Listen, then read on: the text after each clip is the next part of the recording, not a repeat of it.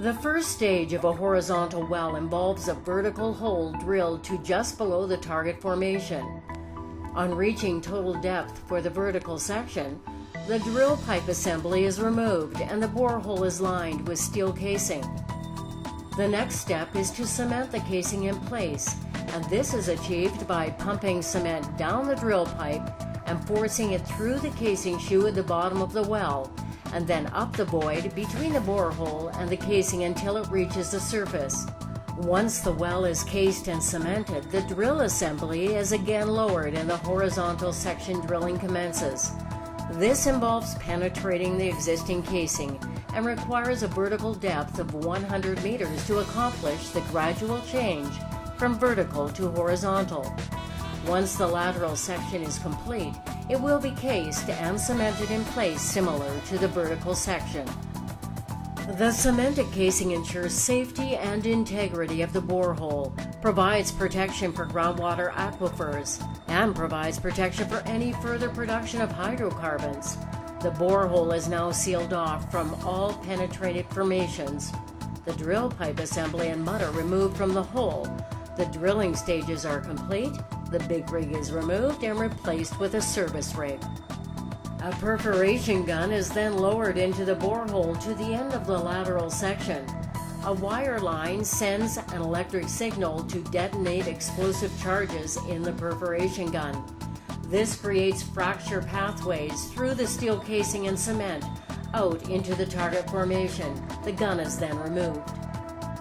With the perforations completed, liquid or liquefied propane known as frac fluid with natural or synthetic sand grains known as proppant is pumped down the borehole under high pressure from the assembly of pumper trucks at the surface. This forces the fluid through the perforations into the rock and creates additional fractures, producing enhanced permeable pathways. With one stage of the frac completed, the gun is again lowered down the borehole, this time with a plug at the front end. The plug is inflated just before the previous frac stage to isolate it from the rest of the borehole. The perforation gun is then disconnected from the plug and is moved back to the location of the second stage perforation. This process is repeated for each frac stage of the completion. The benefit of multi-stage fracking is to maximize the exposure of the rock to the borehole, allowing for optimal amounts of liberated gas to be produced. Industry is often using up to 30 frac stages in a completion. With time, the initial production of the well declines, and the frac process can be repeated to restore production rates. One industry trend is to use liquefied gas as the frac fluid to reduce the amount of utilized water. Under pressure, gas can be liquefied and will readily transport the proppant into induced fractures.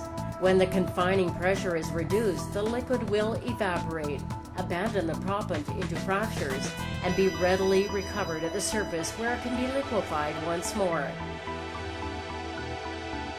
The final step is to re-enter the horizontal leg with the drill assembly and drill out the plugs separating the frac stages. The service rig is removed and a wellhead valve assembly known as a Christmas tree is installed. The pressure is then reduced and the gas begins to flow from the stimulated fractures through the perforations into the cased borehole and makes its way to the wellhead where it is controlled by the Christmas tree.